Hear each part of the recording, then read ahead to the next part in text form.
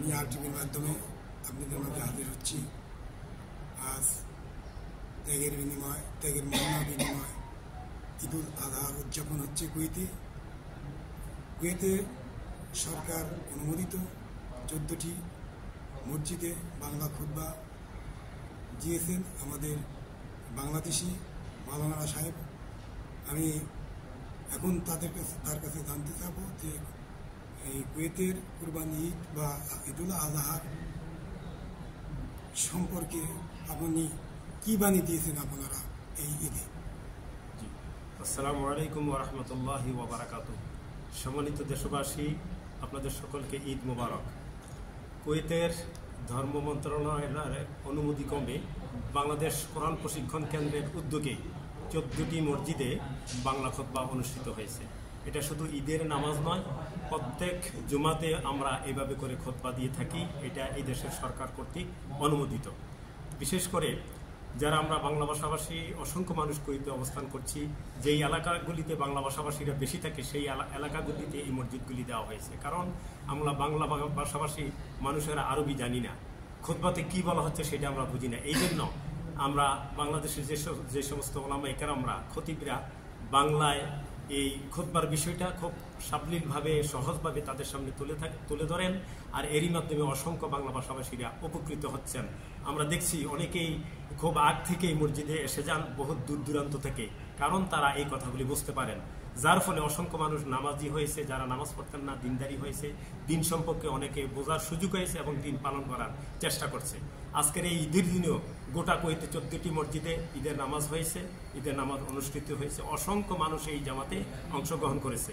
আর এই ঈদুল আজহাতে আমরা যে জিনিসটা বলার চেষ্টা করেছি যে আল্লাহর পক্ষ থেকে পশু কুরবানির মাধ্যমে আল্লাহ পাকের সন্তুষ্টি অর্জন।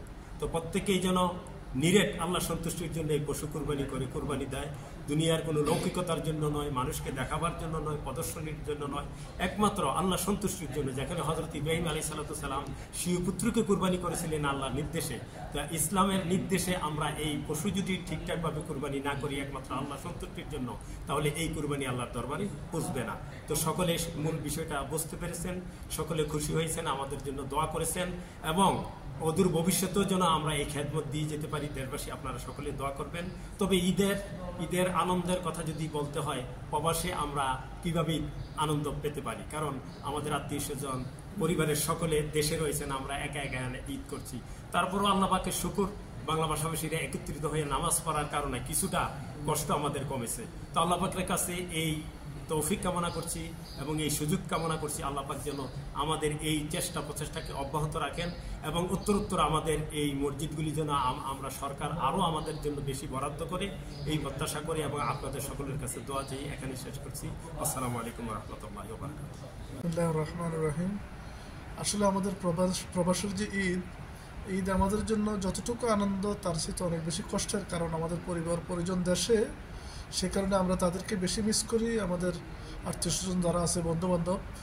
এই কারণে আমরা মূলত ঈদের মূল যে আনন্দ, দেশের সবাই একসাথে ঈদের আনন্দ ভাগাভাগি করি, সেটা আমরা এখানে পাই না। তারপরেও আলহামদুলিল্লাহ কুয়েতে আলহামদুলিল্লাহ আল্লাহ পাকের মেহেরবানি আমরা যারা আছি, আমরা আমাদের রুমমেট এক একজন এক এক জেলার, এক এক থানার, এক এক বিভাগের, তারপরেও আমরা বাই হয়ে সুন্দরভাবে এখানে এবং যে কোনো অনুষ্ঠানে আমরা আনন্দ উপভোগ করি। এই অবস্থা চলুক, আল্লাহ পাক যেন কুয়েতের উপর রহমত দান করেন এবং কুয়েতে বিশেষ করে প্রবাসীরা বেশিরভাগ বাইরে এখানে এই আনন্দ উপভোগে আমরা সবাই চেষ্টা করি কোনো রকম দল মত নির্বিশেষে ঐক্যবদ্ধভাবে সুখে শান্তিতে থাকার জন্য, মিলেমিশে থাকার জন্য এবং দেশের উন্নতি কামনায় আমরা কীভাবে দেশে আরও বেশি উত্তরোত্তর রেমিটেন্স পাঠাতে পারি সেটার জন্য চেষ্টা করতেছি। তো আমরা কুয়েত থেকে দেশবাসীর কাছে সালাম জানাচ্ছি এবং দোয়া কামনা করতেছি। এবং ঈদের যে আনন্দ, বিশেষ করে কোরবানি, আমরা আসলে কোরবানিতে এখানে শরীক হতে পারতেছি না যেহেতু আমাদের দেশে কোরবানি হচ্ছে।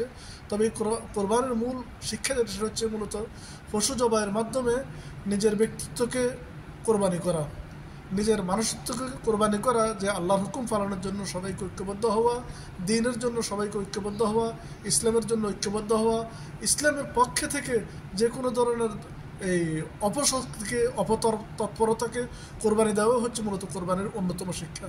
আল্লাহ পাক যেন এই শিক্ষা আমাদেরকে গ্রহণ করার তৌফিক দান করেন। আসসালামু আলাইকুম। বিসমিল্লাহির রহমানির রহিম।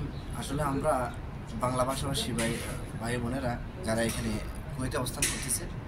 আসলে ঈদটা তো আমাদের জন্য এমন বেশি কিছু নয়, কারণ হচ্ছে আমাদের আত্মীয়স্বজন হচ্ছে দেশে, তো আমরা যতটুকু যারা একসাথে হই ঈদের জামাতে এতেই আমাদের খুশি, কারণ এর বাইরে আমাদের আর একা একা যে ঘুমিয়ে যাওয়া আর কিছু নয়।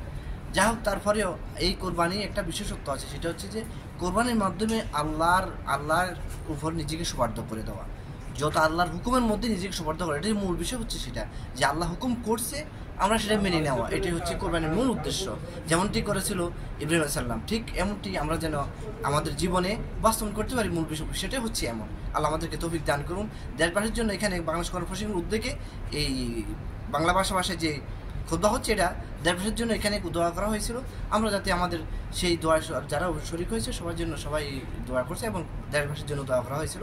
আল্লাহ আমাদেরকে তৌফিক দান করুন। আসসালামু আলাইকুম ওয়া রাহমাতুল্লাহি ওয়া বারাকাতুহু।